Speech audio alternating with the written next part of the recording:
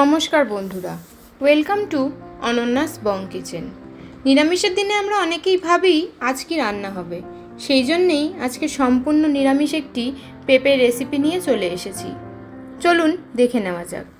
প্রথমেই আমি একটা 500 গ্রাম মতো পেঁপে নিয়েছি, যেটা আমি অর্ধেক আজকে রান্নায় ব্যবহার করব। পেঁপেটাকে ভালোভাবে ধুয়ে খোসা ছাড়িয়ে নেব, নিয়ে তারপরে সেটাকে হাফ করে কেটে একটা গ্রেটারের সাহায্যে গ্রেট করে নেব।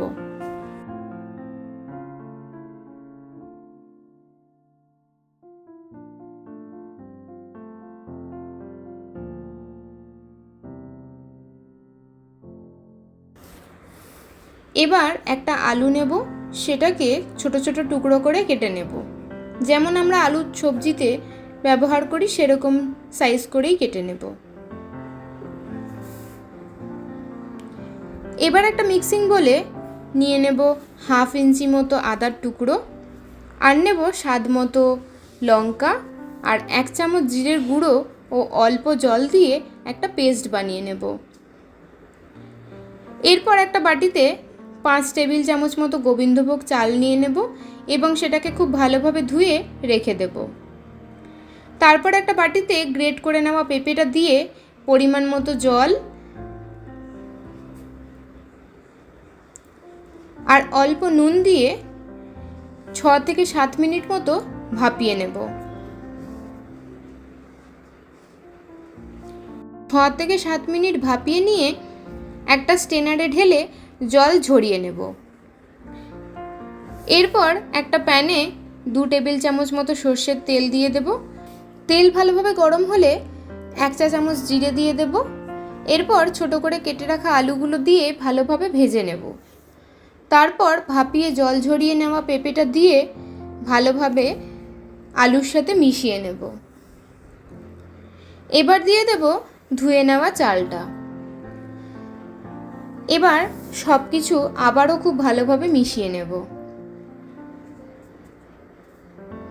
তারপর দিয়ে দেব আদা, লঙ্কা এবং জিরার যে পেস্টটা বানিয়ে রেখেছিলাম সেইটা। এবার সব কিছু আবারও মশলার সাথে খুব ভালোভাবে মিশিয়ে নেব। তারপর স্বাদ মতো নুন, 1/4 চা চামচ চিনি দিয়ে ভালোভাবে মিশিয়ে দিয়ে দেব হাফ কাপ পরিমাণ জল। এবার জলটা দিয়ে একটু নাড়াচাড়া করে 10 মিনিটের জন্য ঢাকা দিয়ে রেখে দেব লো ফ্লেমে।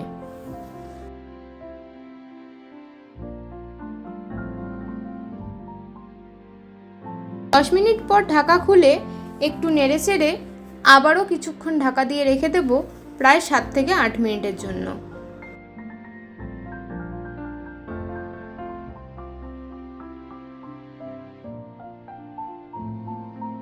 7 থেকে 8 মিনিট পর ঢাকা খুলে 1 টেবিল চামচ ঘি আর 1/4 চা চামচ গরম মশলা দিয়ে নামিয়ে নিলে রেডি ভিন্ন স্বাদের এই অসাধারণ পেঁপের রেসিপিটি।